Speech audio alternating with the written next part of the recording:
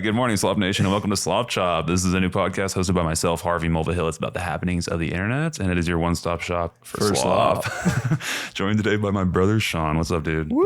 What's up, y'all? You're sick as a dog right now, I'm sick dude. as shit. He pulls up to the apartment, my new apartment. This is the first time he's seen it, and the first words out of his mouth are like, I feel like shit. I'm like, yeah, it's crazy. Do you like the place or whatever? He's like, no, first words out of your mouth were the most adult shit ever. It's 1,000 square feet. This is what 1,000 square feet looks like. I was like, because I've always heard those numbers in that order, and I just have no idea what to make of it. Yeah, it was very like adult. Whenever someone's buying a house, and they're like, yeah, it was 4,300. It's in the same vein as like, what'd you take to get here? You went to 635. Yeah, but that I actually care about now. I hate that. I love it. I love it. That's the boomerest shit of all time. It's so stupid. My friends and I chop that up, especially when you drive to Austin. I'm like, so how was 35? Was there construction on this section? Fuck off. My eyes glaze over faster than when someone's talking about the fucking weather. Like the weather is still the ultimate small talk thing, but I can't stand traffic talk.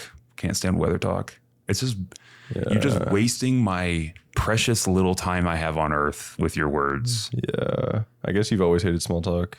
I guess, but there's some, yeah, you're right. No, I definitely think Enterprise like drove it home, but dude, you have a friend that's trying to work at Enterprise. Yeah, which is hilarious. That's what's up. So funny. For the slops who don't know, my first job out of college was a management trainee at Enterprise Rent-A-Car. He was high up there.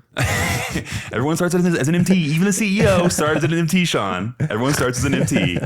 I'm pretty sure because like we were just talking about that before this. Like the bill of goods that they sell you when you start as an MT is that you're going to be a goddamn manager in 3 to 5 years, and you're going to be making $100,000 or more. 100,000 schmackers. Yeah, or more, baby. Oh yeah, it's utter bullshit unless you are like one of the most driven individuals. Like, and you're not. You're fresh out of college. You don't know what you want to do. You don't give a shit. You're 22. You're 22. Do you remember 22? Like, bro. You do not. And you're 22. You just worked 60 hours that week. 60 hours. You had worked 0 the previous year. You're used to college life. Yeah. And then you were hanging out with like a bunch of cool, hot, also young people. Yep. Like you're not going to go, study how to be good at Enterprise. You're going to go get shit faced and 100% hang out.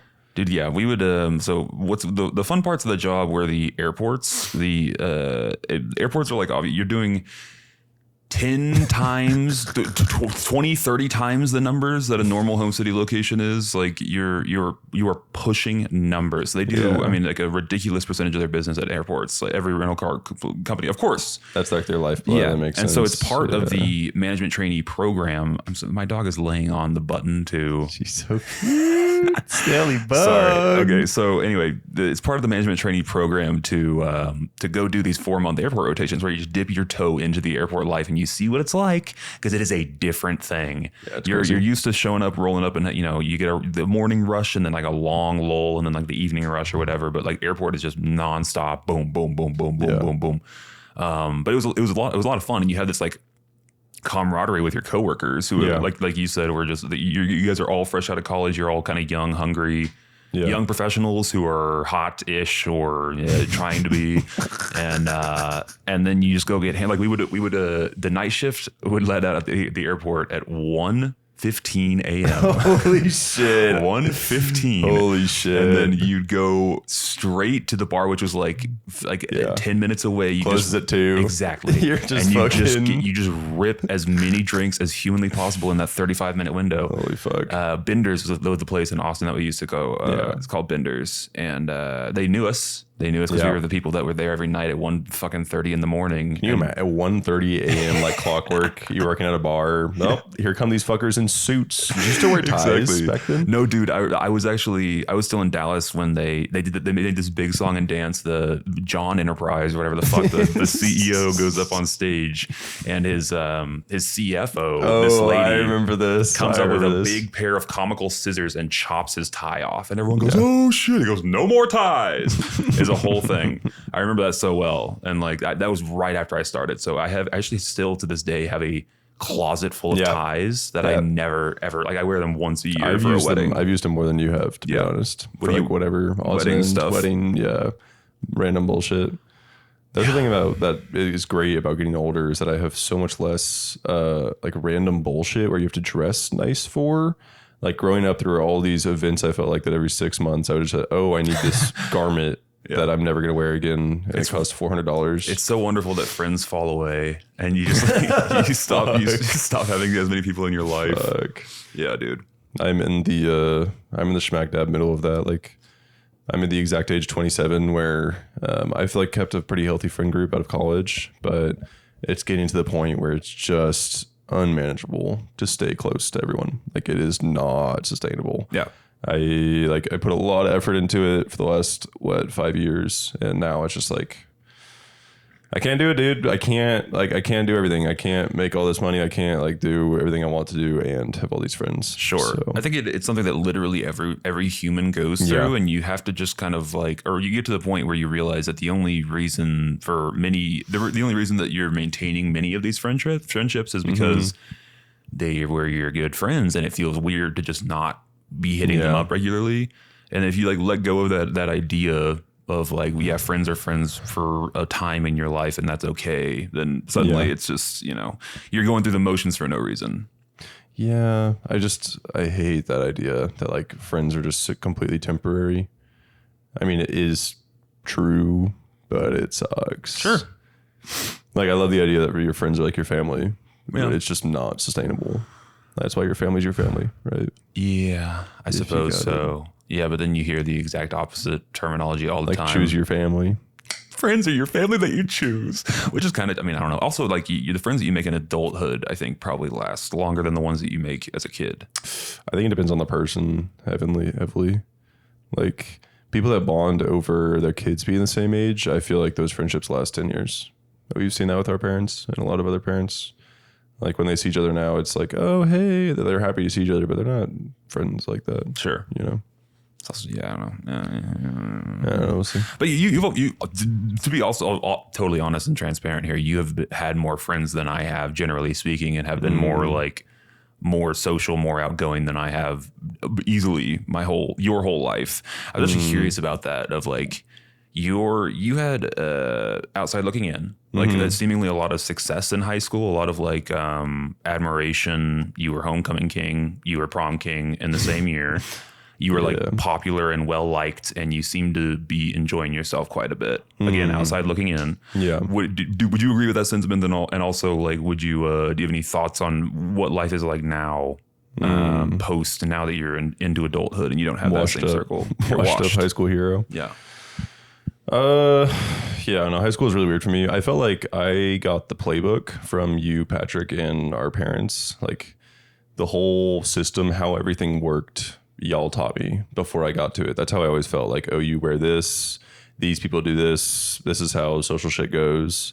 And then I kind of took that and I felt like, I've never actually said this, but I feel like my, I don't know, like hyper focus, whatever, growing up was like social patterns. Like my brain would just obsess over it all the time. And it wasn't very healthy. You were trying to control what you, if I understand this, then suddenly I'll feel comfortable. Yeah. Something like that. Like, it's definitely an anxiety thing, but, I don't know. I wasn't like the weirdest duality of high school was that like everyone knew me, but I wasn't a cool kid. I felt like my friends were definitely cooler than I was, but I was definitely like, I had more friends than most anyone. Does that make sense? Which is kind of a weird place to be, but whatever. Yeah, you did. You were part of many circles. You were well liked amongst many groups. Which it's always the fucking band kids that have the stranglehold on the court or whatever. Yes, because they have so much voting power. But if you're well liked in many groups, like including the band kids, or I don't know, the politics of high school are hilarious to me, and it's a weird thing. It's a weird thing. Yeah, I don't know. I definitely think I would have been a lot happier if I could have cared less about. I don't even know what it was I was after. It's kind of like the weird clavicular, like, what are you reaching for? Like, oh, it's not about getting girls. It's not about being popular. It's not about being cool. It's not about being good looking. It's about being the best or whatever you want to call it. You know what I mean? It's like safety somehow. I don't really know. Interesting. Yeah. I think I wish I could have just not given a fuck and like been an indie kid that was into like music and wore beanies and didn't give a fuck. I'm so jealous of those kids. I just wish I could have like really enjoyed my life all those years and like been whoever I was and not given a shit about, but I'm not. Like, it's interesting because it seems like you were having a good time again outside looking in, but it's all internal or whatever you're projecting. You're trying to be a guy. You're definitely trying to be a guy. Yeah, I was definitely trying to be a guy. Yeah. Yeah, I was not having fun. I was so fucking jealous of the kids that you were talking about. There's this one dude in particular, Nick, who he was fully in with. And by the way, I've said this before, and I'll say it again. I have a deep, insecure hole in my stomach. Like I want to be seen as cool. I still have it to this day. It was much worse in high school, but I wanted to be a cool kid desperately, and I didn't know how to do it. And I would just like if I surround myself with people who are in this group, or if I try to butt into their conversation, so if I'm funny or whatever the thing is, I can be one of those guys. And there's this guy who just had it without fucking trying, without doing anything. He was just cool. Just dope. He was dope. Cool. He was cool. He was likable. He was funny, and he didn't do any of the shit. He wore shorts and a t-shirt every goddamn day and like flip flops. And people just liked him because he was fun to be around. And he was just like a good soul. He was just cool. He was just a good human being who people enjoyed being around, and he just didn't give a fuck about any of it. And I was like, I have to perform every day to be even like halfway to this, to what you're just doing with no problem. I was so jealous of this fucking kid, and truly, like at the time, I was resentful as fuck of him. Like I hated this guy, not hated, but I was like, how? I just didn't understand it. I was like, how did you worm your way into these good graces with these people? Like it came off, my jealousy came off as like super negative, fuck you emotion. Wow. That only in hindsight, I'm like, oh, I was just an insecure little shit who didn't know right. They didn't know left from right. And I was trying to be a guy. I was just so desperate to be a fucking guy. It's embarrassing. That's interesting. Yeah, that is literally my. It's high school shit. But it's bled into real life.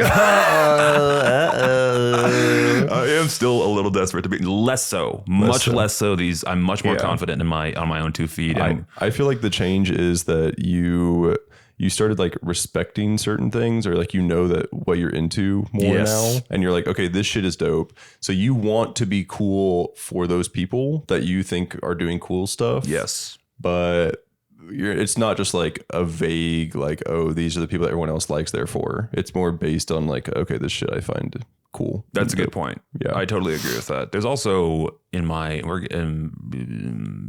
maybe cut this or not, who knows, I don't know, but there's also just like an interesting dichotomy there with just me being also sexually attracted to a lot of these guys that I was wanting to be around and cool. Like I was also just like in love with, or what? I was in love with a lot of them. We were like jerking off to them. Yeah. So that was like the problem. Or part of the issue is that there's like a sexuality element woven into the thing. Yeah, I didn't think about that. Yeah. So that's like I don't know. That is like a tale as old as time for gay dudes, closeted gay dudes. Like I don't know if I want to be you or be inside you. You know what I mean? Like I'm just interested in what That's so funny. What you got going on. It's so hard to distinguish because like you kind of know they're straight. Right. Oh, they're 100% straight. Yeah. And I'm pretending to be straight. Yeah, exactly. So that's such a weird, like, oh my God. There's nothing gay about them at all. Every sexual fantasy is them being like, hey, I'm kind of like thinking about, and you're like, maybe sure. We should try it. Let's just try it. What's the harm in trying it? So you can just like live in that fantasy all the time. Dude, I was living in fantasy for years and years and years. Yeah. It's how actually old were you when you came out? 23? Do you remember? After college. No, it was you found out. Yeah. And that was that. No, I'm just so grateful for that. Yeah. You got the ball rolling, but that was in between junior and senior year of college because Patrick and I were going to Spain that summer. We were at the ranch for whatever when you found my other Reddit account. Yeah. And then I was like, well, I'm going to Spain with Patrick in a fucking 2 weeks or whatever. Yeah, so might as well. I'm going to tell Sean knows I'm going to tell Patrick, and that's what got the whole ball rolling. So that was like in between junior and senior year. And then senior year, when I went back to school, I told a select few of my friends. And then I told mom and dad after I graduated. I didn't know that. I know you told friends before mom and dad. I never knew that. I told my big in my fraternity first. I told my buddy Coleman really early. And then my roommate, a good friend, doesn't matter his name. Homie. But yeah, the homie was the last. I literally the night before we moved out. Yeah, crazy. and then he kept it to himself for a long time too. I had moved to Austin. I had moved with Joyce. With this is fucking. It doesn't matter. Yeah, None of this matters. None of this matters. Anyway, yeah, it took me a long time. Is the moral of the story. Yeah. Was that the third or the sixth? So funny. Your one pet peeve. So funny, bro. I can't stand it, and I catch myself doing it. I mean, we just eventually become our father. Yeah, we will eventually just become dad. Oh yeah, yeah. Dad being retired is so different, man. Bro, it's weird. It's so weird. He stopped dyeing his hair too. He's trying to chat. You notice that? I love it. I love that he's trying to talk, but he's chatty now. It's like you see him and you're like, oh, you haven't talked with anyone in a minute, dude. I've been watching House of the Dragon again, and it's great. But I told Dad because Dad just watched. It's worth watching, right? Yeah, absolutely. Okay, I should watch it. It's just as good as Peak Thrones. I heard she was great in the new Super flick. Oh, I didn't watch it. Oh my god! I probably never actually will. Forgotten about that connection. Yeah, House of the Dragon's really good. Very good. But so they make it. House of the Dragon's fascinating for a couple of reasons. Season one, season one, they do like a bold structural choice, which is they have the first 4 episodes of the season and your show, the characters that you introduced to, that you kind of fall in love with or whatever, and then they just time jump 20 years and they recast their entire cast with, so like the people that you have, connections like emotionally toward, connected to, they're now children or they're now adults? Opposite. They're now adults. Oh, but weird. it's the same character, but it's a different actor, and then they are the actors for the rest of the show, the old people. So it's like it's very the first 4 episodes, 5 maybe. Yeah, that's a lot. Yes, it's most of the first season. Yeah, I've never seen that in any other show where they do that. But I think they did that. That's bizarre. Because you have to, because that's like, it's the whole thing is the family was fractured from a very early time. Oh, I didn't know that. Yeah, it's all political. It's one family that you have the king, and then he has he has a daughter, 2 sisters that are wives, right? He has a daughter, and no, fuck, I don't remember exactly the lineage, but anyway, he keeps trying to have a son, and he can never have a fucking son. Every time he has a son, the kid dies right away. So all he has on his deathbed is a daughter, and he's like, I am making a choice. You are my heir. And she goes, what the fuck? Which is she doesn't have any kids. So it's like, it's never happened before in the whole history of time. And he dies. And the realm is like, mm-mm. Really? Yeah. Wait, so this is well into the saga of the Targaryens, no? This isn't the first. No. They're making a show about the conquest. Okay, I thought this was the conquest. No. And I was like, it sounds kind of boring. Like someone just fucking burning castles with the dragons, like whatever, Harrenhal, sure. Exactly. It's funny too, because what's cool though is the only remnants of the conquest is one of the 3 dragons that flew across is still alive. That's cool. And his name's Vagar, and he's like the equivalent of like the entire U.S. military. It's like a joke. Like he's like 15 nuclear bombs or something. Holy fuck. He is 5 times the size of every other dragon. It is. Are you serious? Yes. Ancient beast, right? And so then, like very early on in the show, one of the 2 kids who I can't remember the thing, but there's 2 families basically that are fighting for the throne, and one of the kids wakes up late at night when his older brother is going to be king, is like prone to be king. He like sneaks out late at night and like claims fucking Vagar. Whoa. Like when he's like a 9-year-old, and his brother's like, that's my fucking dragon. They like beat the shit out of each other. He like stabs little brother in the eyeball. Whoa. It's gnarly. Sick. But yeah, but like the kids, and then like they had this like the family meeting at 3 a.m. when the kid's like, he's lost his eye or whatever. He's like, I lost an eye tonight, but I gained a dragon. It's That's fucking so fire. sick, actually. And then like the I think he's the hand of the king or the master of coin or something. He's like, the boy has the right of it. Like this sacrifice is pulling Vagar to our side, to our cause. Is like I just can't even. So the dragon chooses though, right? It's yes, like sort of. But like, you make the initiative. Yeah, like the kid is making the initiative, so he. That's so badass. It's fucking sick. That's so yeah. cool. The characterization is really fun. All the politics are really fun. Season 1 it's just like Peak Thrones. It's just dialogue the whole time. It's just verbal jousting and stabbing people in the back. It's great. So I'll actually have to watch it then. Sick. It's really good.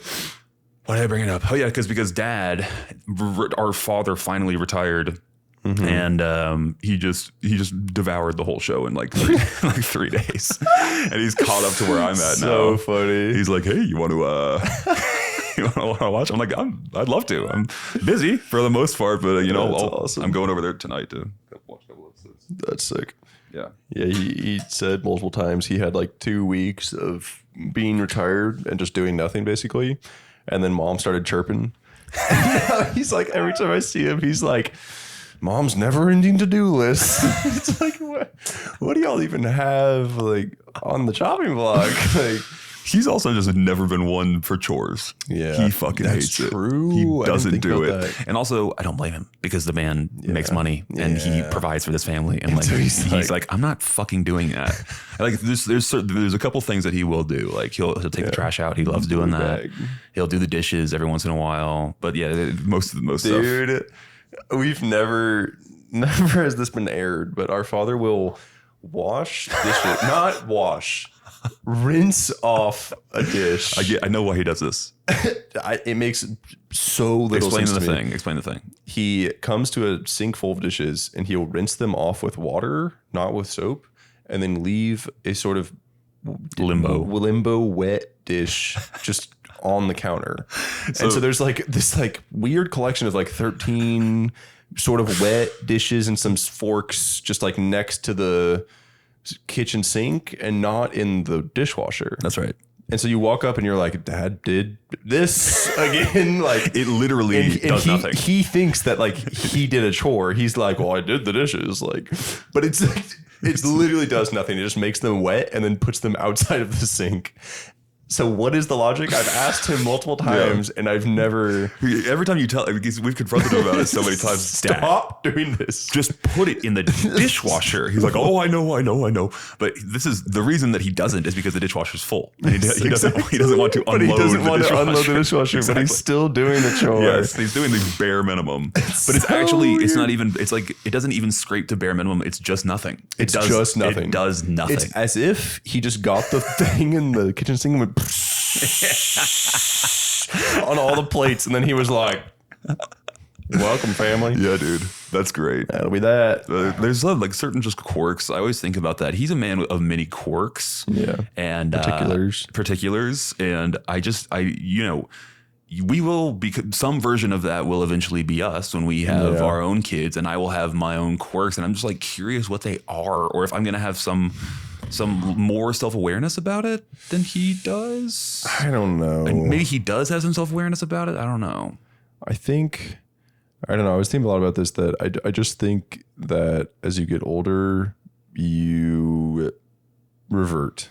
Like there's like, you have like a core built up and then you build up all these other hobbies or skills or like talents that you have. And I feel like those talents or skills just kind of wither. Like everything peaks at one point and then your core more or less, unless you really put time into it, stays the same.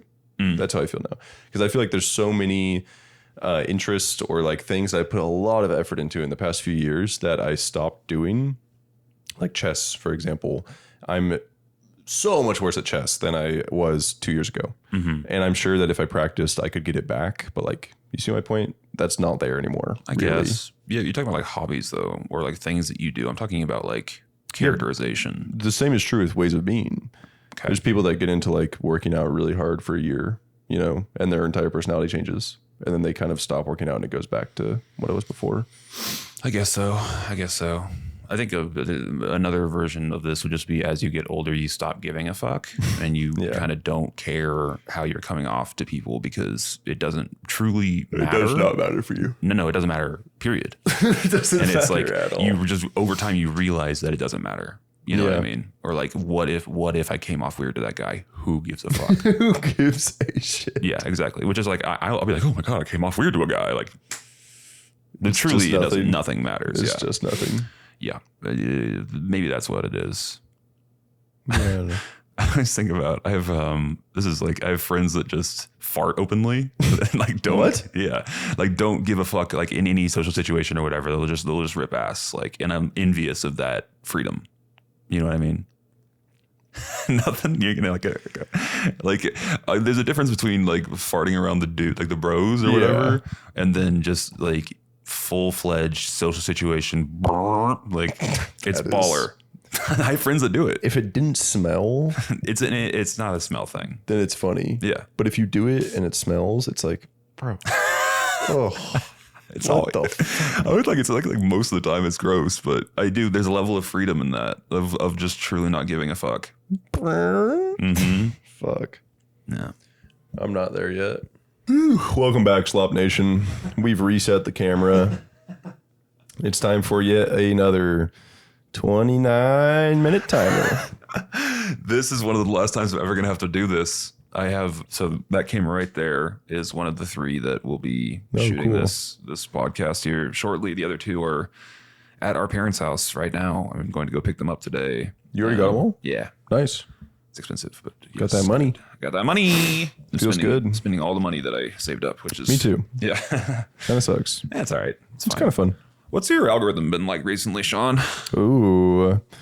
I am getting a lot of Spanish shit again, which is fun. You be on that bean shit. I be, bruh.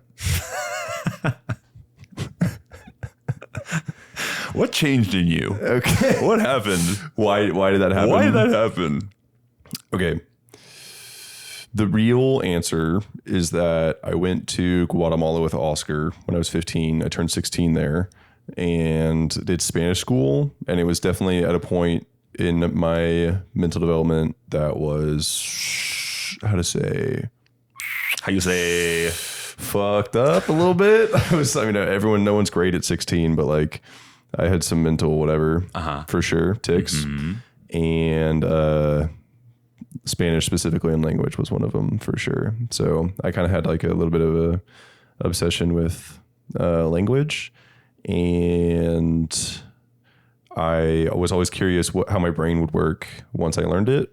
So that was one of my things forever. And then I had money when I was 23, and I was like, yep, I'm going to go do that pretty much. The how your brain would work thing has always been interesting to me because you've said that multiple times. It's just like I'm curious how my brain changes when I start injecting it with a different language. Yeah, exactly.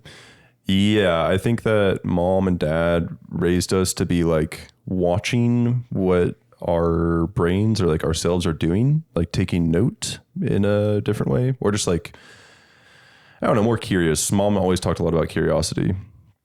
And that for me, I would just like, for me, it's very visual. I like watch my brain. I like watch the words that my brain is producing or saying. And over the years, it got a lot better. But I was always curious how it would work if it was a different language. The same way is the answer. I mean, I did a summer semester in Spain with our other brother Patrick, and it was fascinating to me how quickly your brain shifts and you start thinking in Spanish. In Spanish, you start dreaming in Spanish, and like it's really wild how quickly it happens. It's crazy when you surround yourself with it and you're like actually into it. Yeah, it's really weird. So yeah, that has definitely been a part of my feed. I've been slowing up on the Bad Bunny, sadly. It took me 4 years, but just old Benito is pretty well. He's washed. He's cooked. I wouldn't say he's washed, but he's not my world these days. Is it just like the equivalent of the most famous guy, you know? Like like an American artist. I don't you fill out a little whatever it Taylor is. Swift. Yeah. Yeah, exactly. Benny Blanco. Yeah, something like that. Else in my feed, shit, YouTube. I've been watching Channel 5 again, which we can talk about. Hell yeah, I was a huge fan however many years ago. Like I've been watching since All Gas No Breaks, since those first videos. That was like when I was 18, maybe 19, I don't remember, but that was definitely like the cool shit on YouTube when I was first in college. And I stopped watching when he got canceled in 2023 because pretty bad. And to be completely honest, I stopped caring like a few months ago. And his content is just so fucking good that I watch it now. I watch every video and it sucks, but I'm going to keep watching because the content is so much better than everything else. I literally, bar for bar, have the exact same arc with this guy. Exactly the same. I was a massive fan. I went to a live show. To the live show with Jake. Yes, it was great. You were there?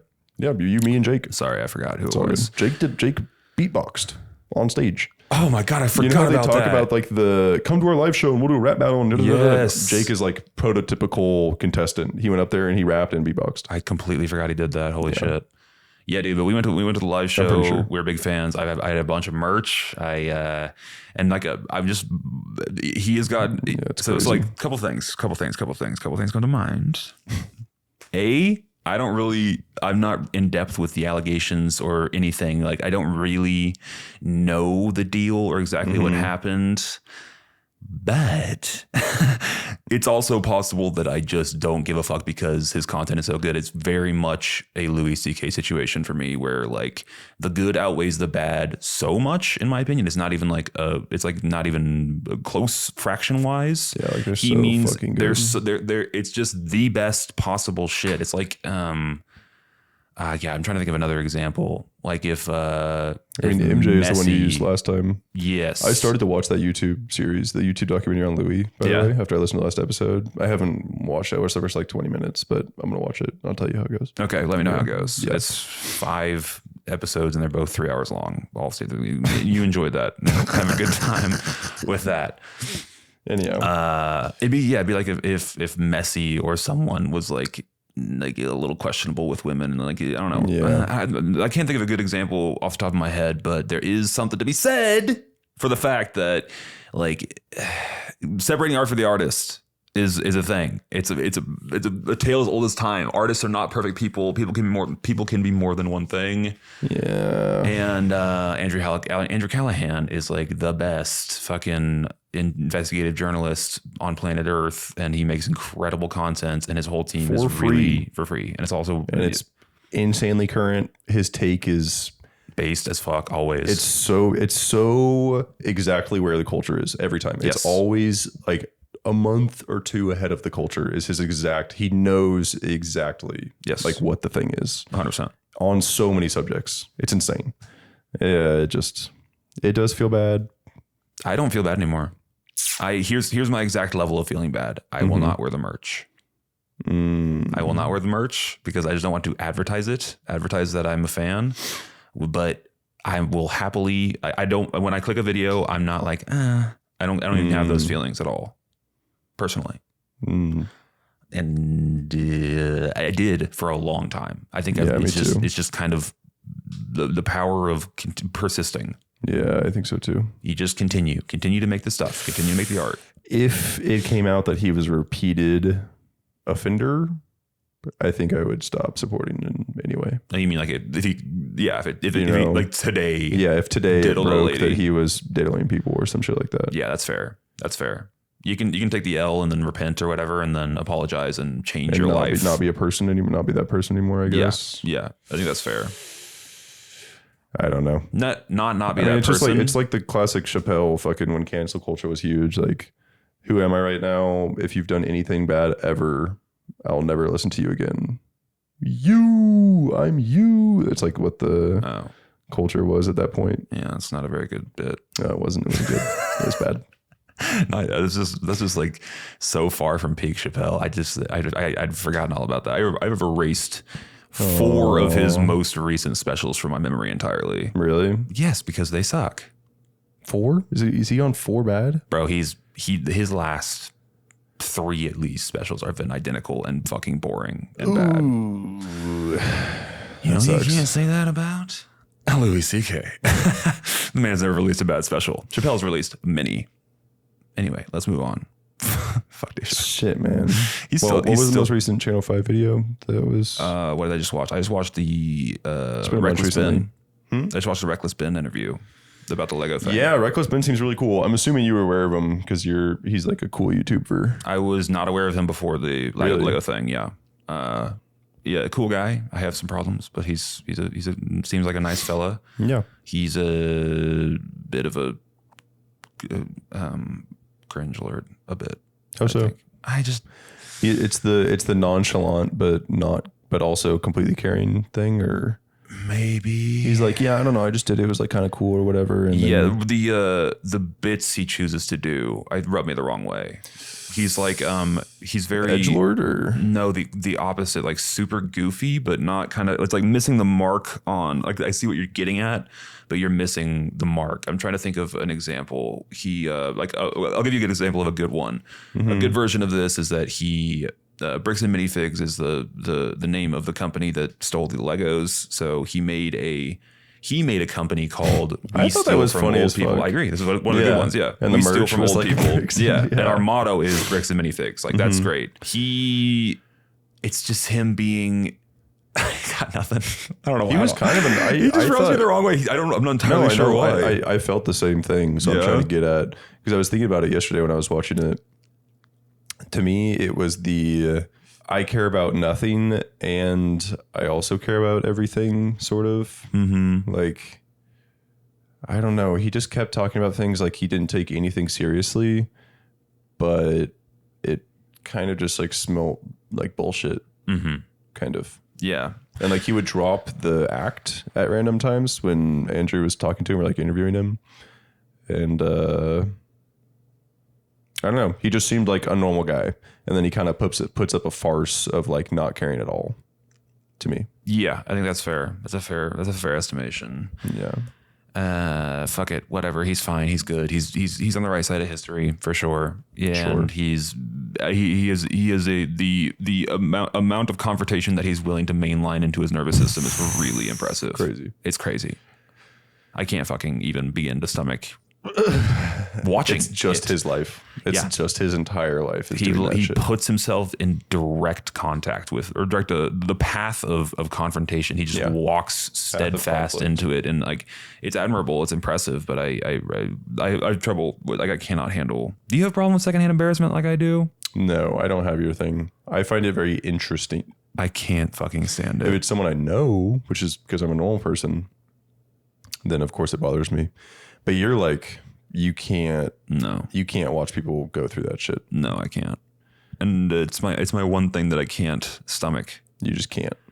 Speaking of which, I wanted to bring something up. We never talked about obsession. Yeah, I was thinking about that. Yeah. Okay. So, oh my god. Well, first of all, tell me your backstory, or like, what set the stage for me. Who'd you go with? Jesus Christ.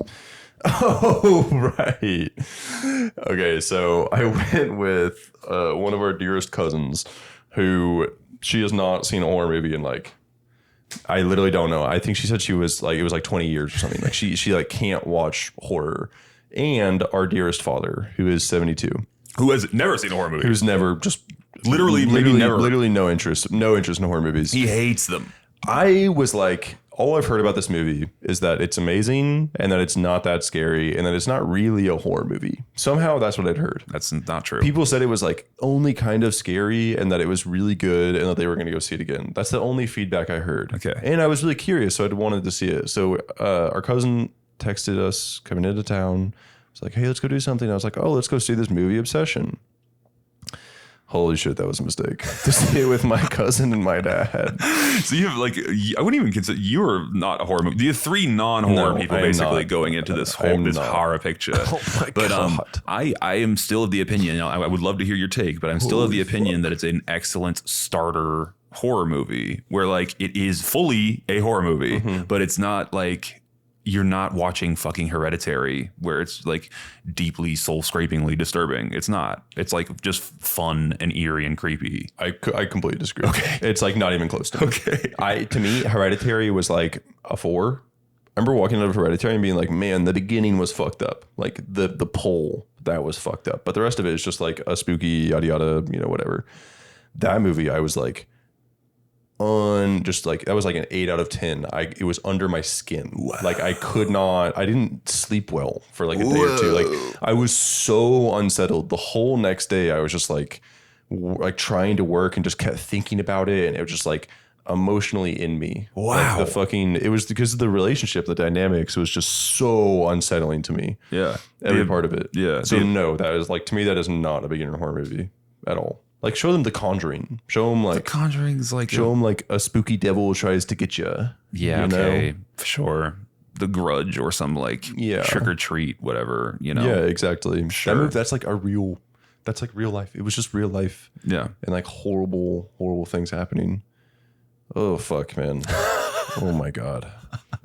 That movie fucked me up. I'm really amazed by this reaction. You're the first person I've heard have this reaction. visceral reaction to it, which is it's interesting. It's probably worth figuring out why this hit you so hard. Oh my God, bro. When the I think it was like the possession of her is what got me the most. Like when he was in the car and he calls the number and he's like, "Would you like to speak to her?"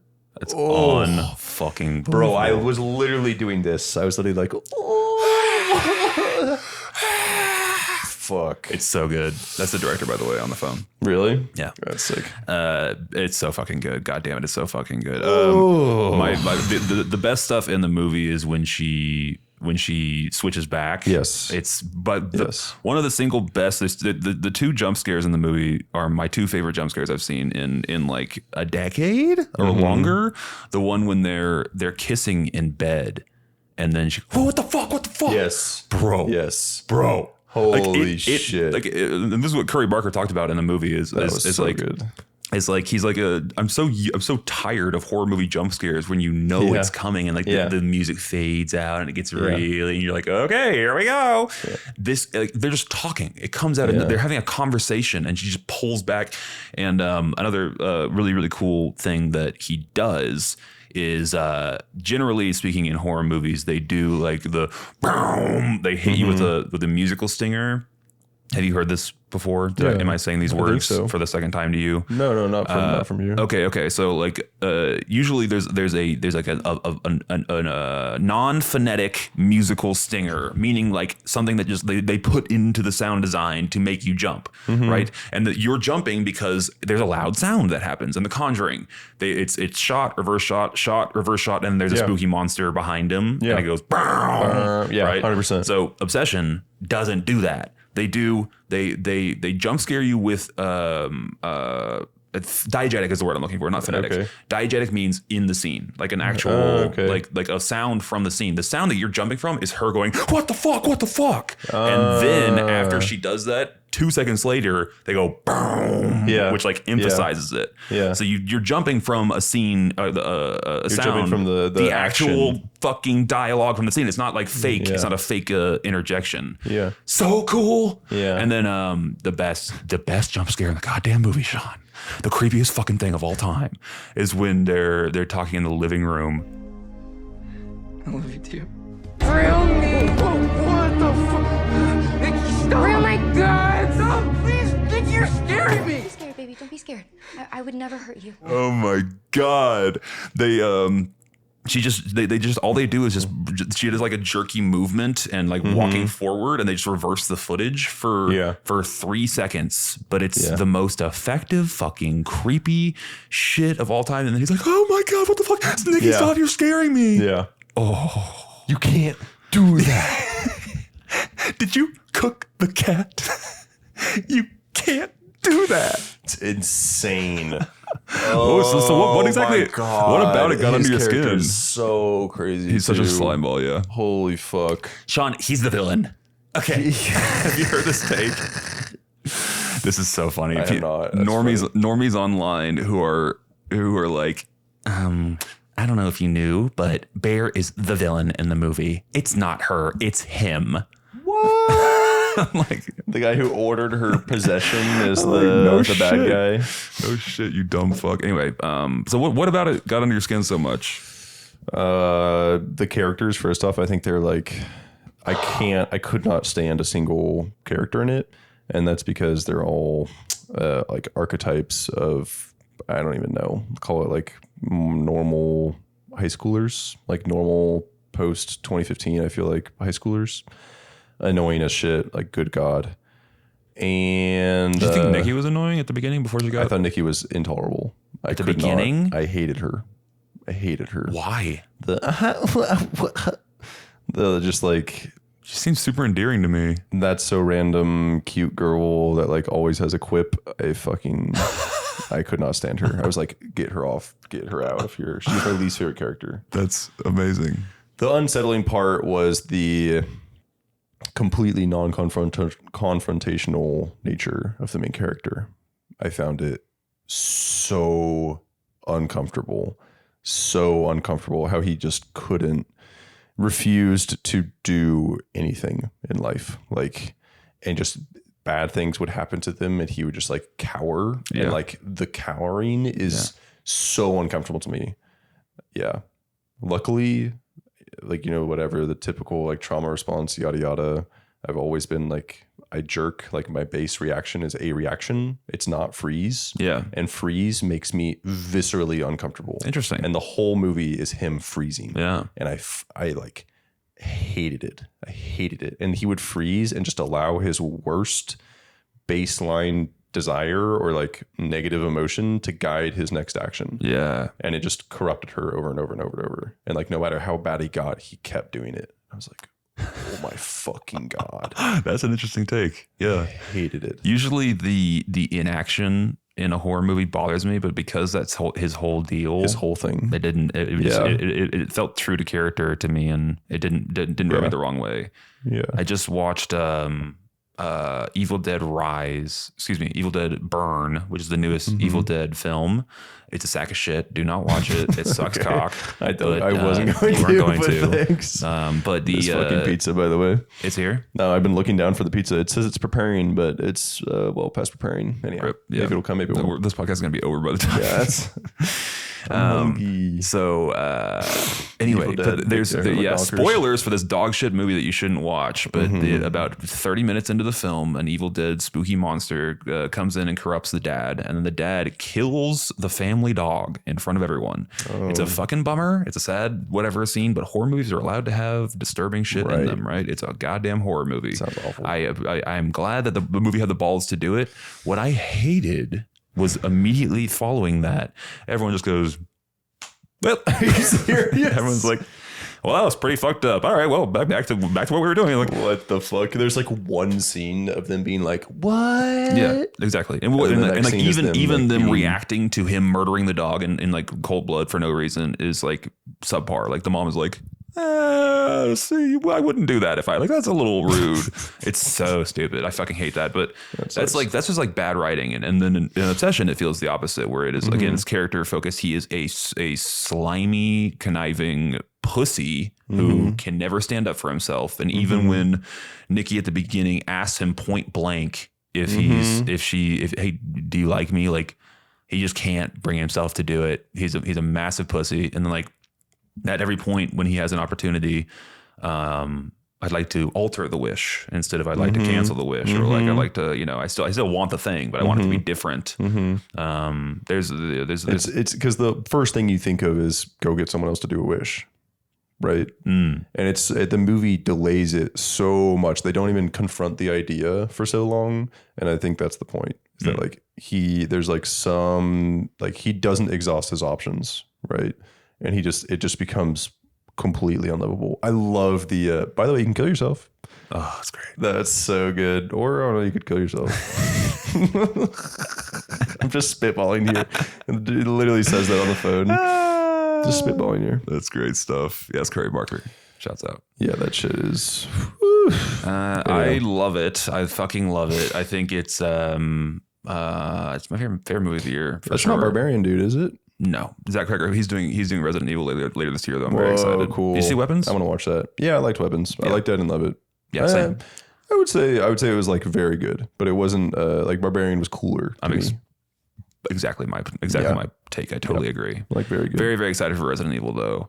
Cool. Yeah, Obsession's still my movie of the year, dude. I really enjoyed Odyssey, but Obsession is it. I think by the way, It's been said to death, but the super low budget is extremely impressive. The way the movie looks, I love that it's like in that 4:3 box format. Yeah. It's super dark, but it's not annoying. It's like You can perfect. see everything. You can even when you can't. I wasn't bothered. Like when she's in the doorway at the beginning, I remember that shot is like so dark. When she's like, I'm not saying that you took advantage of me. Or he's like, I didn't take advantage of you. I was like, I know it. I'm not. That's what I'm saying. Like that like classic sort of. I mean, all the dialogue is just textbook, shitty, abusive, one-sided or codependent relationship. It's all just fucking. It's great. And I've seen so many memes of like, you know, watching Obsession with your girl and being like, you do that. Yeah, exactly.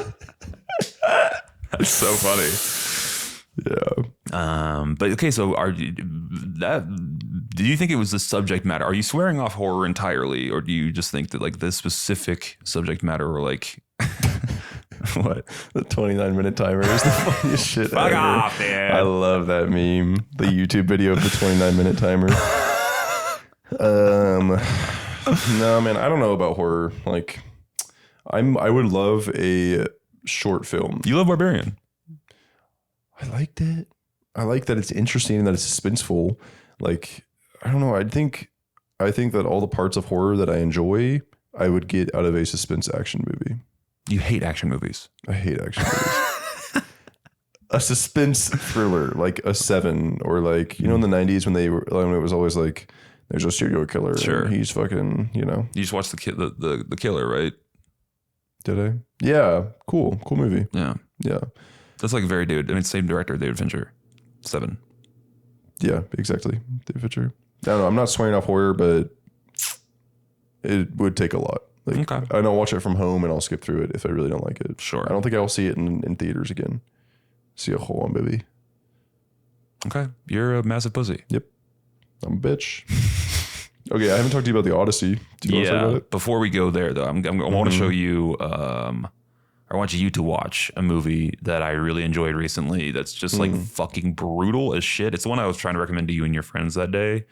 I think you might enjoy it because it's just brutality and it's very interesting and disturbing. But it's not like what you seem to not like is like specific character choices or inaction. This doesn't have that. It just has like kind of interesting, vicious brutality. Anyway, it's called doesn't matter. Fuck it. Cut this shit. Let's talk about Spider-Man, dude. Oh yeah. Okay, so I saw Spider-Man 2 nights ago. I enjoyed it. I think that people are glazing this movie a little much. I think it's not the greatest thing I've ever seen, but dude, box office. Is it killing? It is the second highest grossing opening weekend of all time after Avengers Endgame. What? After Avengers Endgame. What? Yeah, it made $355 million in 2 days, which is the record's 357. So it almost beat Endgame. What? It was fucking $2 million from beating Endgame's opening. How was that out of nowhere a Spider-Man movie? It's just not out How of the nowhere. fuck does that? Spider-Man always I know does well. Spider-Man kills, but like Endgame, is it because I don't know? I mean, the numbers naturally go up over time, right?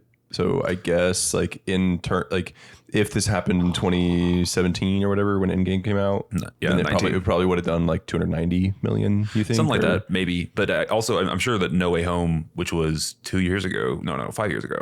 Yeah, No Way Home was a long time ago. 3 or 4, I think. Yeah, 2021. It's been a while. Yeah, but that movie did gangbusters also. So it did. Yeah, they just. Spider-Man kills. Their Spider-Man absolutely is a surefire hit every single time. It's going to absolutely destroy the box office every time. People love Spider-Man. They love the character. And also, it's just been some time. It's been 5 years since the last one. People love the last one. I think the last one's fine. It's okay. The 3 team up one. It's okay. I could not give a shit about that movie. It is the worst theater experience maybe of my entire life. That we were on a family vacation. So funny. In bumfuck Arkansas, and it was the opening weekend of that movie, and I was like, we gotta go see it. And we made the wise choice to start day drinking at like 11 a.m. or something, and we were just like all just like tired. It was and like 4 drunk p.m. and yeah, we'd been drinking since 11. Yep. And I was like hammered. Yes, we were all hammered, and then we would go into this theater, and it is literally it looks like the Overlook Hotel from The Shining.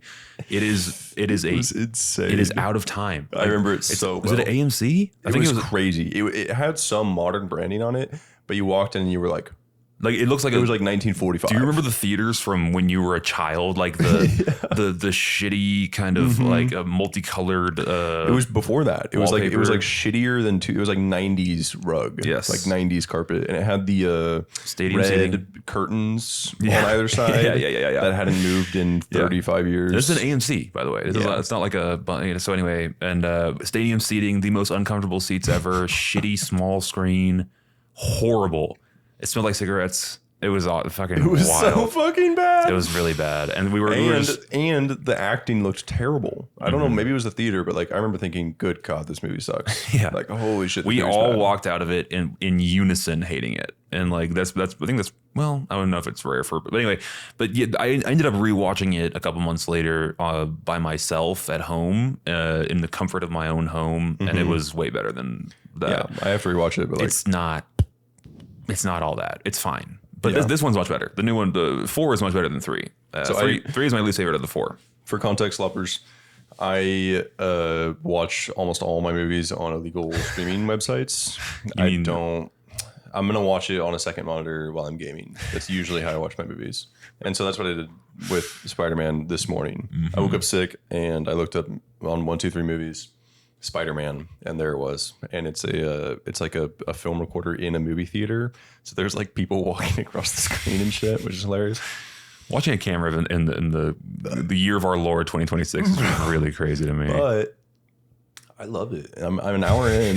And then I had to come here, and I'm thoroughly enjoying it. Like, it's Spider-Man. Like, the whole first 30 minutes is just Spider-Man being Spider-Man. Yes. It doesn't feel rushed. Yes. It just feels like that montage of him beating up bad guys is really fun. Yes. And like the MJ, the being heartbroken scenes, like I'm into it. I'm super into it.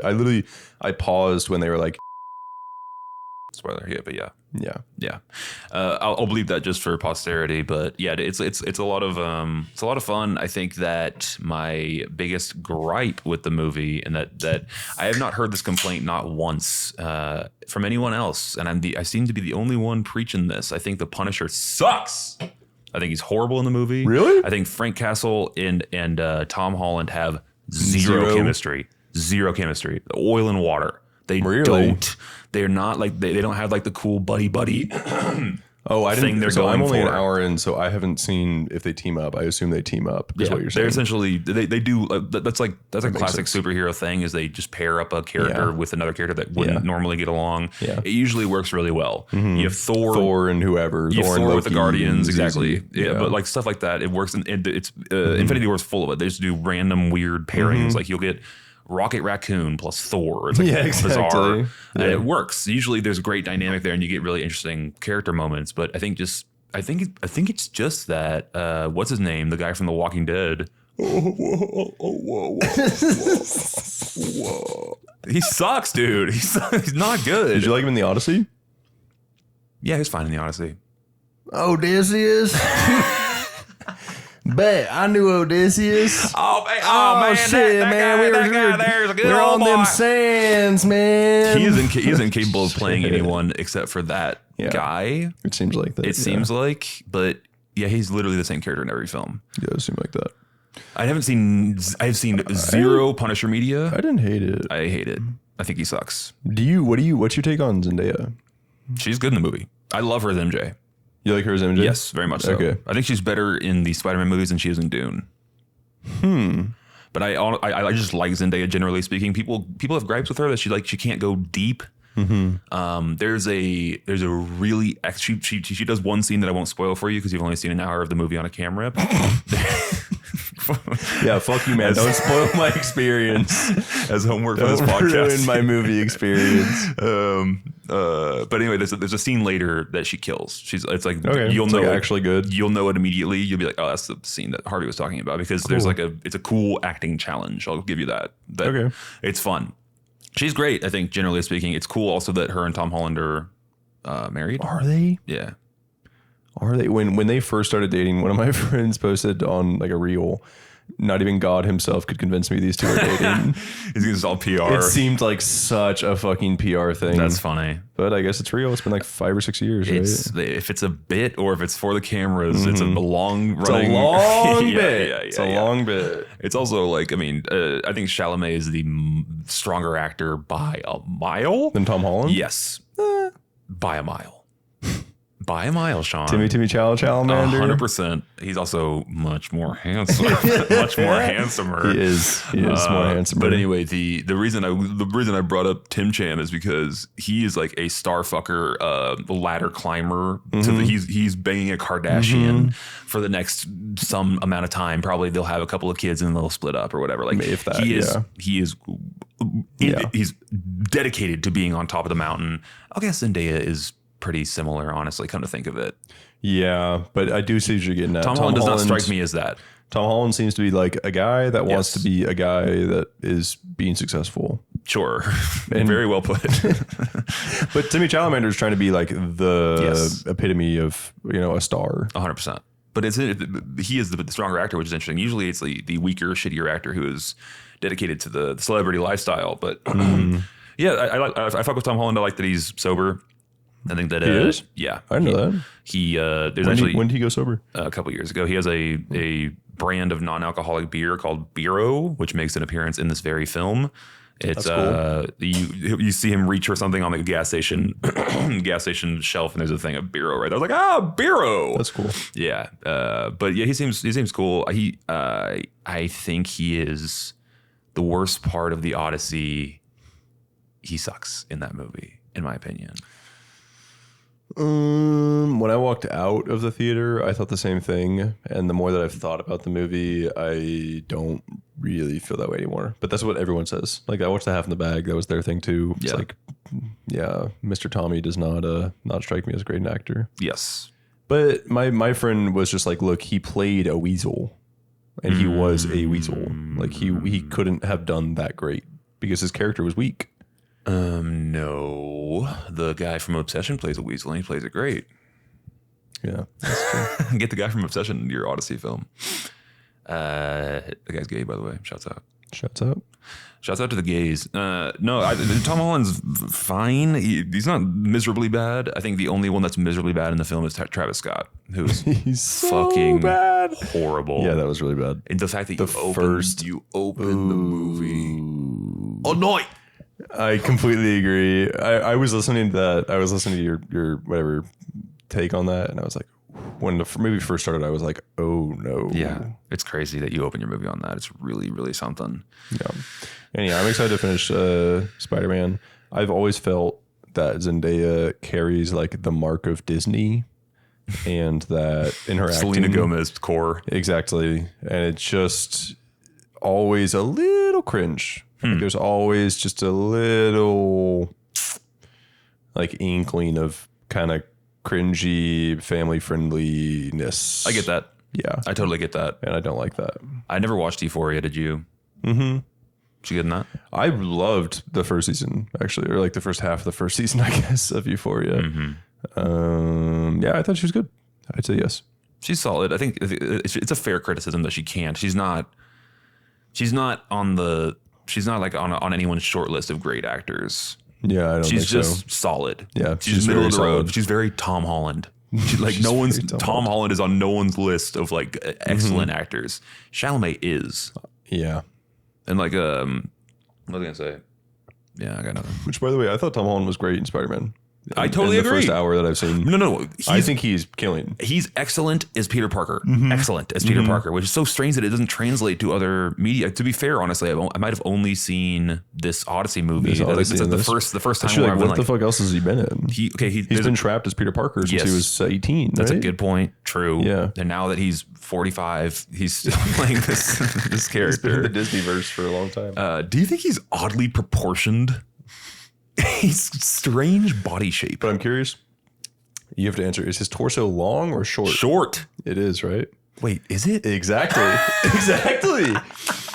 For me, it's like I'm 60% confident that it's short. No, but then and I think about a different shot, and I'm like, no, it's his legs that are short. Yeah, I think it's his legs that are short. But his shoulders are big. His shoulders are big. He's got big, broad shoulders. I think a long torso and short legs. Are you sure? No, I don't think so. I don't think so. Okay. Everyone picture Tom Holland. Is his chest 80% of his body? Like what? I think that's it. He looks like I'm getting like the thumb guys from Spy Kids. No, I think he has long legs. I'm really thinking it through. I don't think so. About the Spider-Man.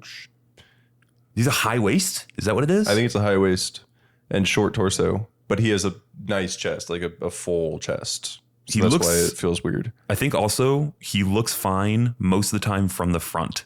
And then every time he turns around and walks away, you're like, what the fuck is that? Why is that guy? Yeah, I think that's it. What is that? You're like, why is that not hitting my eyes right? He needs a body double to exclude. Like, they say to cut. They have a body double for the back shots. Yes. Usually do it. People do it for nudes or whatever. He's just like, you can't see my back. It's no good. Anything further than 6 feet out. Because, all right, bring him in. Yeah. That should be in his writer's contract. Mm-hmm. Okay, yeah, well, he's strangely proportioned. Okay, is he still attractive to you? Yeah, but again, Chalamet, like this was the movie that cemented Chalamet clears. Oh, by a mile. Yeah, by a mile for sure. But yeah, I think they're still my top two.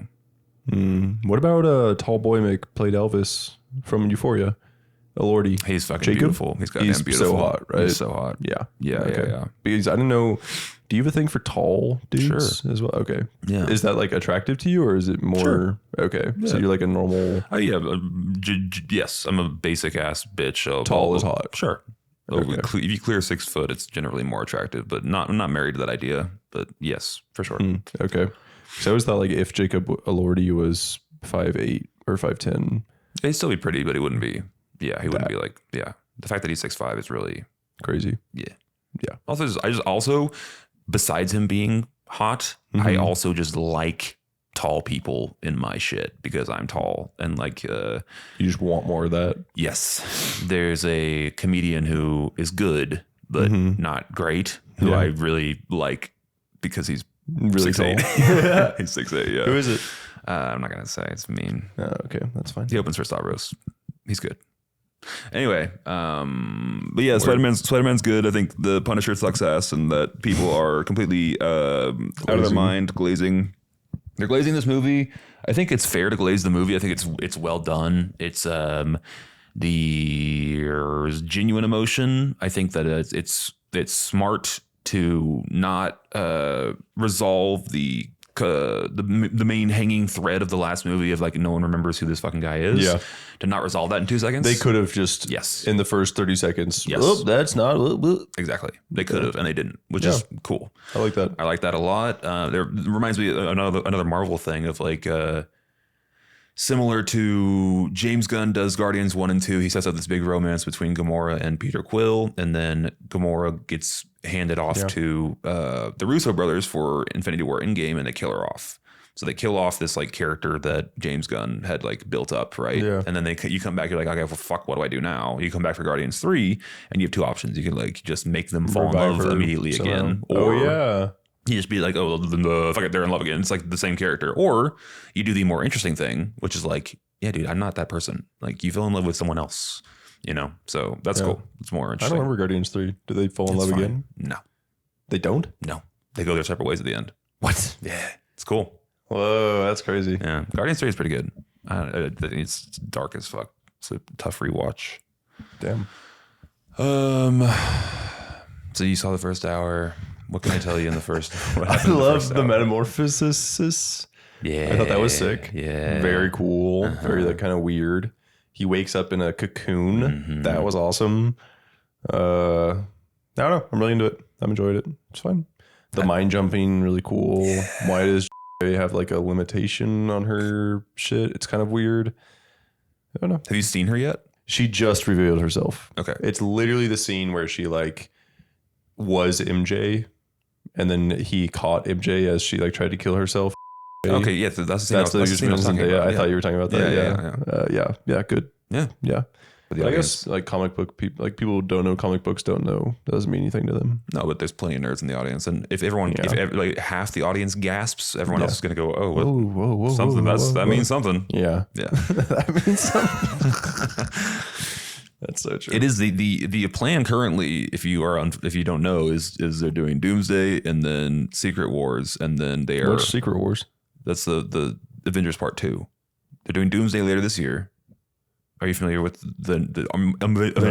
so the next movie after Spider-Man is called Avengers Doomsday. Right. It's coming out in December on the same day as Doom 3. So it's like they're trying to do they're doing a Barbenheimer thing. They're doing Barbenheimer on Dune 3. Yeah. So they coordinated it. Is it the same studios? No, different studios. They announced them like years ago on the same day, and people were like, one of those is gonna change, but then they never did. So that's cool. Yeah, it's gonna be fun. I'm gonna obviously podcast Doomsday or whatever. Yeah. Like, I'll probably see them both on the same day, but we'll see. Dune 3 is gonna clear. Oh, 1,000%. Are you kidding me? By Of course. by a stratosphere. 100%. There's no way. You start with Avengers in the morning, and then you go to the real with the movie. real movie. Exactly. That'll be sick. That'll be fun. But anyway, so they're doing Doomsday, and then they are two years later doing Secret Wars. And Secret Wars is 2 years? Like, or a year, 1 or 2 years. I don't know. Okay. They're already Secret Wars is like the fight against Doctor Doom, or I don't know. Doom is in both of them, but Secret Wars is like a big deal in the comics. It's like when shit gets real fucked up. Shit gets wacky.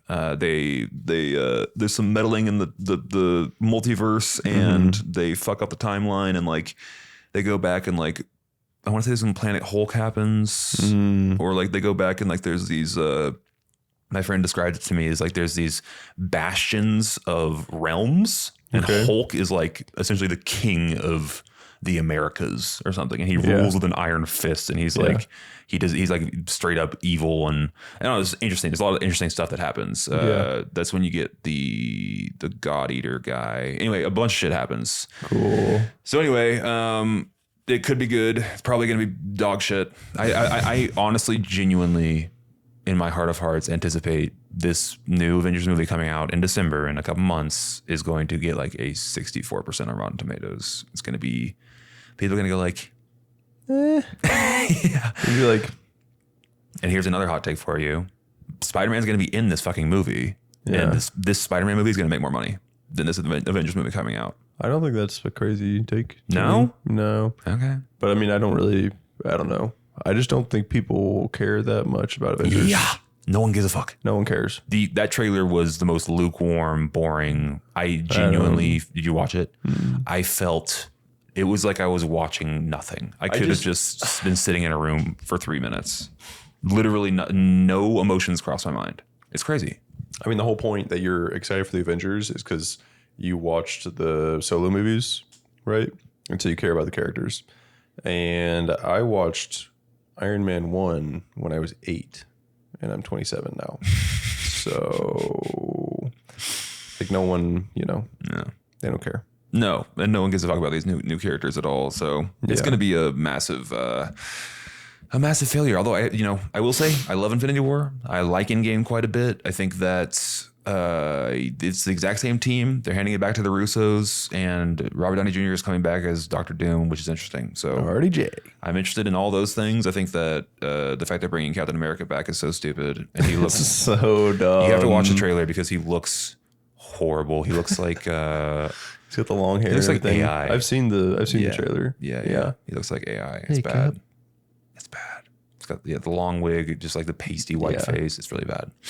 Anyway, we'll see how it is. We'll see how it is. We'll see how it goes. Spider-Man's going to make more money, even though it's he's going to be in the next movie. I still just can't believe that made that much money. That's crazy. Yep. H3. Do you got your take on old Ethan Klein? All I think about is the Zionism, to be honest with you. So I can't care. Yeah. I don't care because of that. I know. I think it's like what he did with Oliver was sweet. I think people were saying he was like trying to steal the show. I think it's bullshit. I think steal the show. He was hosting the thing. He hosted it? Yes. Oh, I didn't know that. Just the clips I've seen are of him being like very how he was with Oliver, and it seemed like he was not showboating, but like being too presumptuous. But that was the whole point. Okay. It was like a frenemies vibe between him and Oliver. Right? Yeah, big time. Yeah. That was an interesting thing that he said was that like Oliver, he's the only guest where months before his appearance, there'd be calls back and forth, planning. Oh, really? Yeah. They'd be just like workshopping, planning. Like, we try this bit. What if we do this? Can we get this location? Like he's like, I never had to work a quarter as hard with any other guest. Like he really gave a fuck. And every single appearance, he did like 9. He did so many of them. Yeah. But every appearance, he wanted like one up the last one. Yeah. Yeah. So it's cool. He's a true, genuine artist too. It took him dying for me to really, really appreciate him. It was cool. Which happens with so many people, I feel, unfortunately. Yeah. It didn't hit me. I was really sad for like the first week, but it's been a month now, and it didn't really hit me like being sad about it until his tombstone. Like it's a big thing now. People are visiting his tombstone and like showing videos of it and stuff. And I was like, ooh, it's something so definite about seeing like. I feel that. Yeah.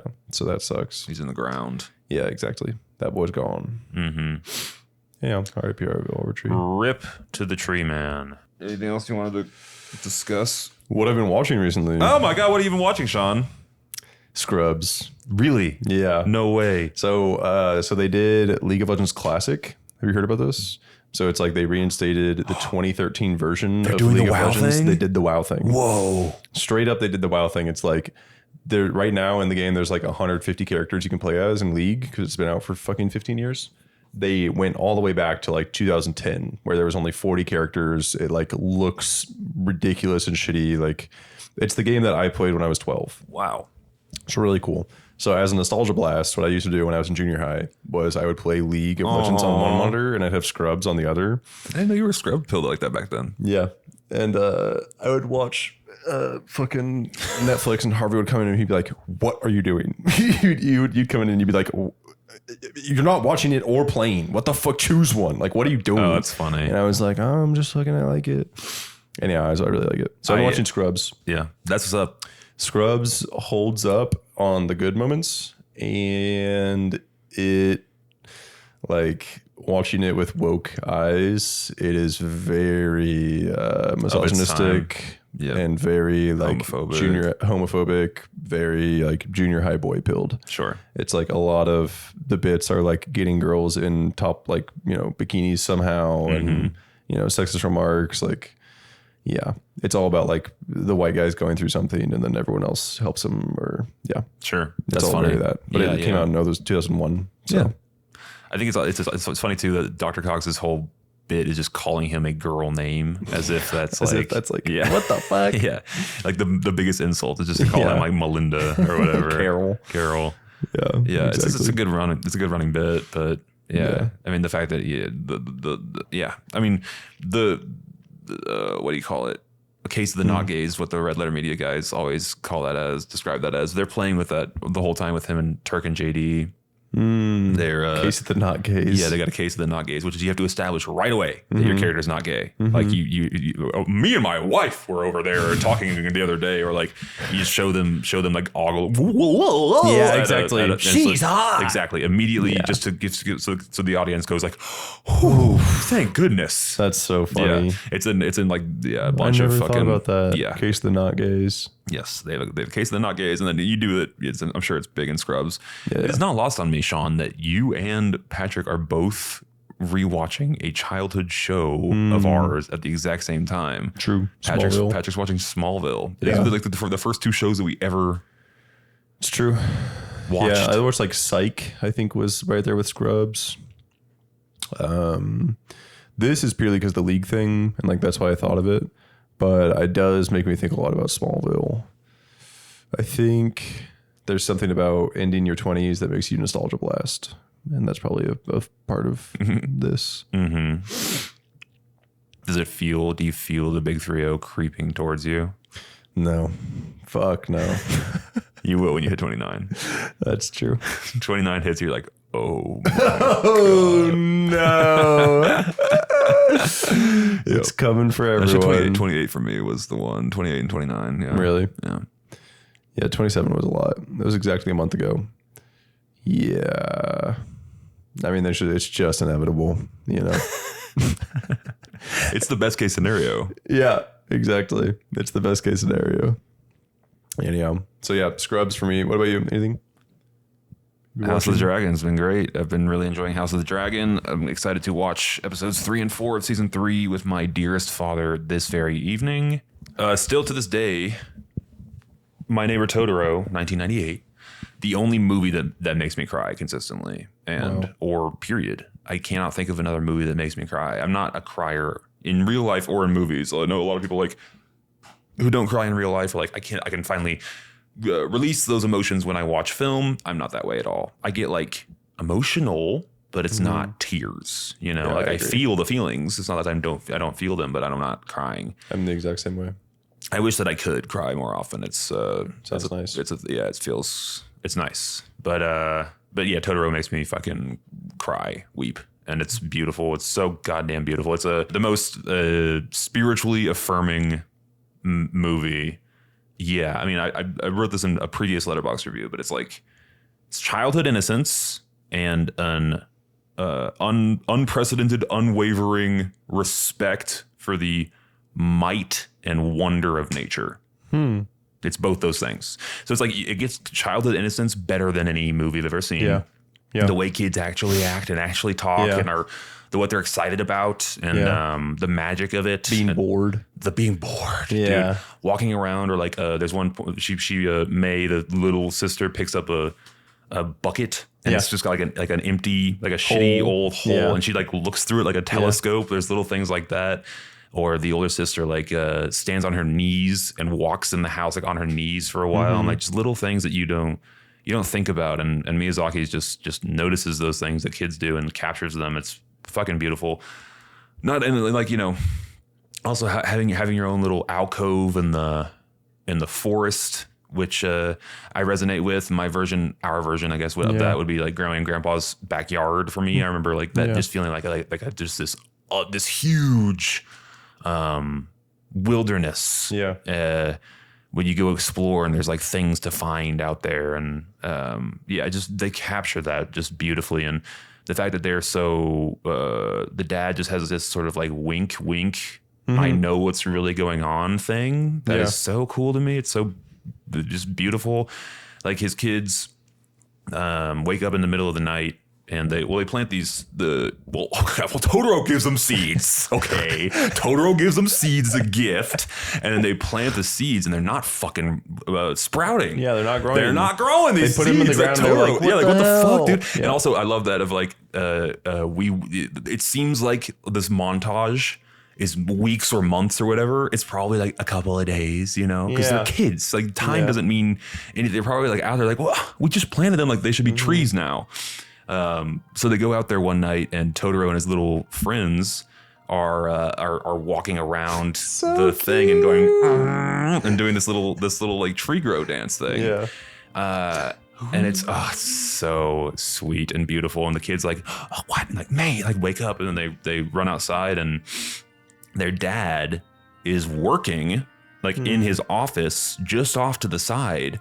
And it keeps cutting back to him. And he's just like just kind of like smiling knowingly. It's so sweet and interesting. So does he know about Totoro? I don't remember this. It's totally up for interpretation. Oh, yeah. So it's completely up to the viewers, whatever they want you to think. But like, I mean, the music, I'm getting chills just thinking about the music. Like the music is just bar none the most beautiful fucking things. Like they grow the tree and like this massive tree sprouts out of the ground and it's just animated beautifully. And they have this incredible music and then they like Totoro like throws his little Inception top down and he hops on and he's like, and they grab onto him and they like fly.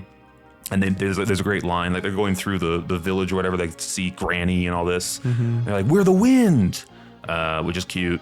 And they go like to the top of this big fucking, it's not a sycamore, shit, what it's called. Anyway, big ass tree that's right next to their Red oak? No, what's it called? Tree? Anyway, but this big ass tree, and they go to the top of it, and they have these like flutes.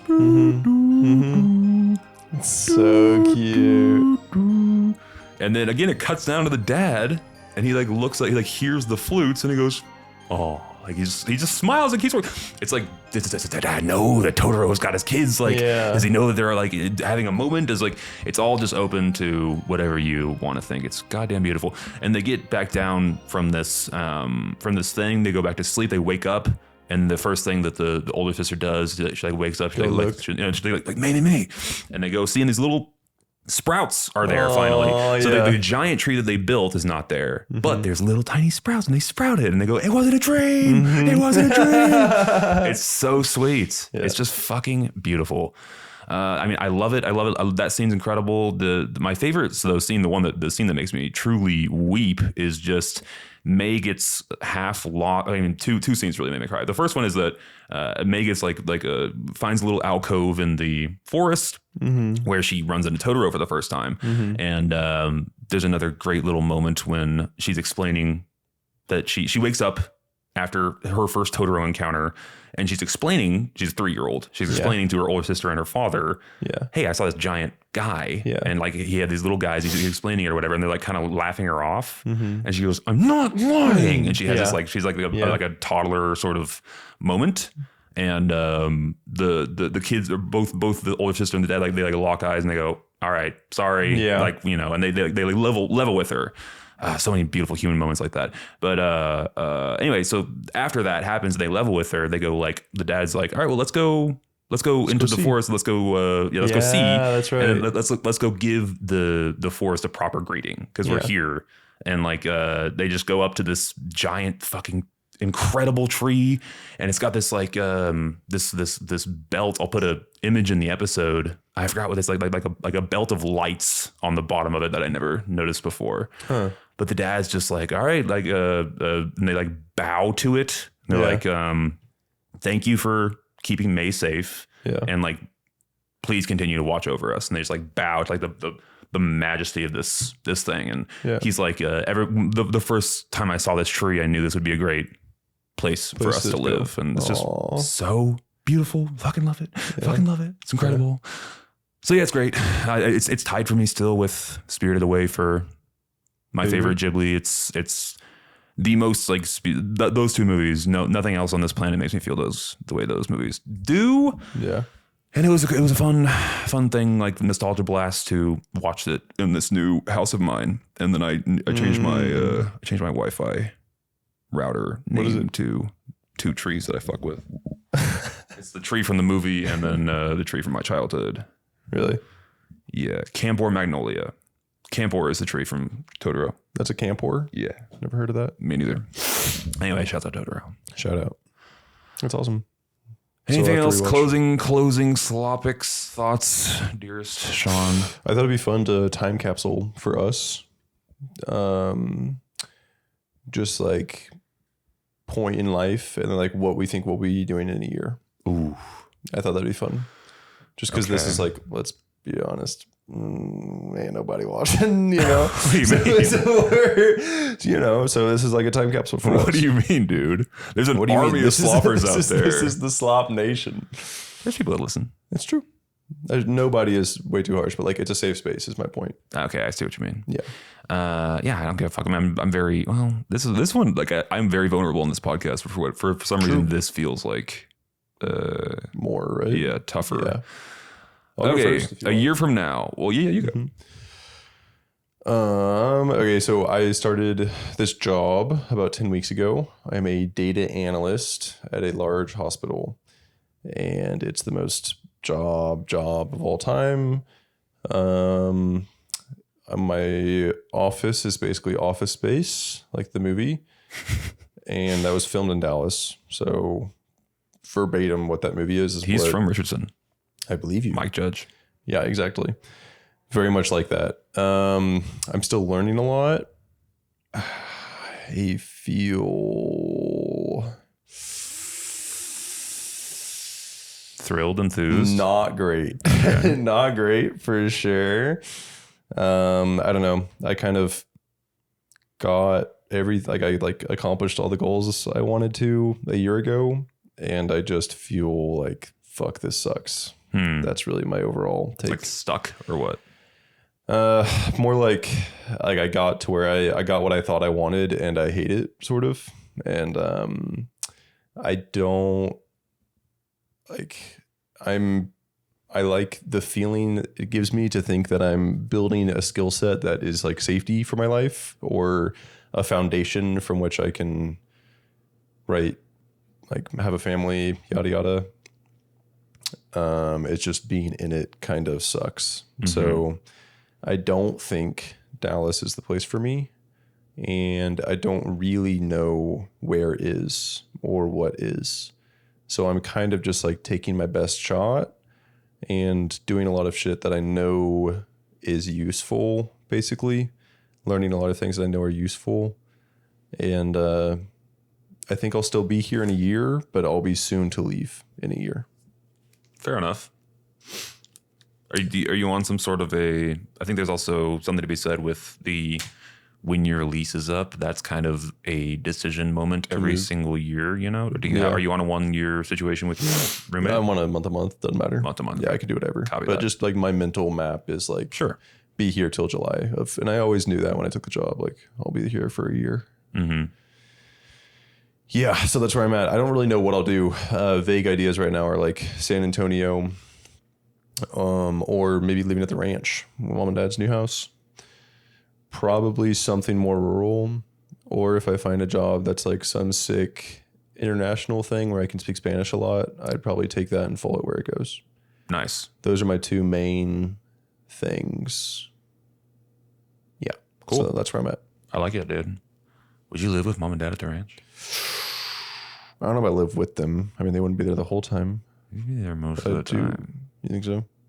Yeah. Okay. Well, I just want to live somewhere more rural. That's the idea. Sure. Just try it. Sure. That's a great place to try. Yeah. Yeah. Exactly. I mean, even commuting to Austin is not, I mean, it would suck, but it wouldn't be miserable. Yeah, exactly. And I can just see if I like this shit, you know? Like you can't, I don't know. I think a lot about you. You always say this. If you have like a hate for something, if you say like, oh, this sucks, you have to have something you like. Like you told me many times, when I was going through my like nihilistic yada yada kid thing, you're just like, okay, well then what's good? If this music sucks, what music do you love? So if I hate Dallas, I think I have to have a place that I enjoy being. Fair enough. Yeah, fair enough, dude. Yeah, it's cool. It's cool to see that you've fallen into the rural lifestyle more than the other two of us have. I am excited by the fact the prospect that there will be someone who's down to live at the ranch. After mom and dad die. Because like I ain't fucking down. Yeah. I ain't down. I ain't doing it. I ain't doing that. I will happily visit, but I'm just not down. So like just they're not full time. Yeah, this is not my world. I don't know. But makes sense. I'm happy that you're getting into it or have gotten into it. For that sure. you're really into horseback riding and stuff. It's cool. Yeah. So we'll see. I don't know. Maybe So anyhow, I just thought it'd be a fun time capsule. See where I'm at. I like that, dude. I started a new job 8 months ago that I cannot speak about publicly on the podcast. 8 months. Damn. Yeah, it's I thought almost it'd been longer. coming up on a Honestly. year. Crazy. 9 months maybe. Anyway, but yeah, it's been great. I fucking love it. It's the coolest job I've ever had. I'm surrounded by people that are like-minded. I'm a big fan of the people that I work with. The good friend of mine who got me the job is no longer with the company, unfortunately, but I made a lot of good friends with the people that I work with. Hung out with a couple of them outside of work in real life, which has been fun. Job is good. It's expending like the correct amount of effort, I think. It feels like obviously it would be nice to work less, but it doesn't feel soul sucking in the slightest. It feels no, not even a little bit. And like sometimes I'll have anxiety about it, and then I'll be like, wait a minute. Let's just think about what it is that I'm actually doing, you know? So yeah, it's chill, man. Job is good. Pod is still fun to do. I love that I have a consistent creative endeavor that I do every single week, rain or shine, snow, rain or shine. And I hope to just get more involved in this world. I want to start collaborating with people, comedians, going into comedy clubs, doing open mics, doing actual comedy and being around people that are doing this shit. They have a couple of them. Actual creatives that are just constantly doing this shit. Yeah, because I listen to so many of them, and I'm so impressed with so many of them, and I know that the only way to get myself to that level is to like force myself to be around them, and it's just fear. That's the only reason I'm not doing it. 100%. So those are my big goals. I have no idea if that's going to happen in the next 365 days. I hope so. Right now I'm focusing on, I just moved into a new place, obviously. Like 3-4 weeks ago. That's crazy. Yeah, that's crazy for sure. Leaving home. Yeah, that's crazy. I agree. Crazy. Big step. Very grateful for it. It is not lost on me that this is a huge change. A big change, and I'm really stoked for it. Taking it one day at a time. I still eventually see myself ending up in New York, maybe LA. Yep. Probably New York though. Yep. Not married to Dallas. I'm comfortable here though. I don't hate it at all. I've developed like a good support system here, and I don't feel like leaving anytime soon. If they open in New York City, I will be there in 2 seconds. Yeah. That makes a lot of sense. Yep. That'd be like the easiest fucking. Yeah. Oh yeah. Oh yeah. Oh yeah. And it's not even like an if, it's a win. Like they're gonna fucking do it at some point. Yeah. That's a good idea. Right. Be perfect. It's perfect. It's perfect. It'd be perfect. So hopefully that happens. We'll see. Right now I'm just, grinding. Things are good. Life is good. Generally happy. Can't complain. Damn. That was our time capsule. Woo. Thank you for anyone that's not us sticking through that. Woo. I appreciate you. Closing thoughts, Sean. Shout out Slop Nation. I'm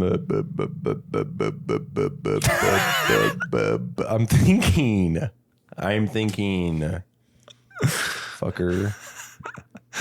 Closing thoughts. I'd be surprised if shit doesn't go off the rails in the next 2 years with like AI and power consumption and a bunch of other shit. I would be surprised if things stay the same. That's my take. That's my closing thought. That's it. I'm not even inviting discussion. That was just my. Yeah, I am of the opinion that nothing ever happens. Nothing really changes. Nothing really changes. Okay, fair enough. And there's not going to be any sort of radical shift in our lifetime. There will be the most radical thing that will happen. Radical things will happen, but they will be over a year, 3, 5 year timeline. Would you call the internet a radical thing? 1,000%. But I was not born before the internet was a thing. Or if I was, right. I barely remember that. Yeah. AI radical thing. It wasn't like from 90 to 92. It wasn't like the entire world changed. It was from like 90 to 2010. Yes, exactly. Or like AI is like just a part of everyone's life now, and it will become more so. But it's bit by bit, piece by piece, and it just feels normal. It doesn't feel like tomorrow there's Terminators walking around. You know. Yeah.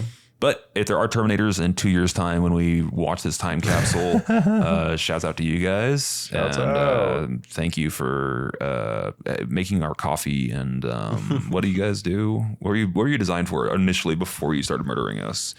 By the way, the idea of like a humanoid. Okay, we gotta wrap it up. Fuck it. That's a dumbass idea. Like a humanoid. It doesn't fucking make sense. Why does it have to be a human It's shape? stupid. It makes no sense. We are inefficient. Yeah, it makes no sense. Anyway, thank you. God bless you, Slop Nation. I truly appreciate you listening. Shout out to Slops. Shout out to Sean for coming on to the podcast. I will see you in 7 days' time. Shit, boy. Bye.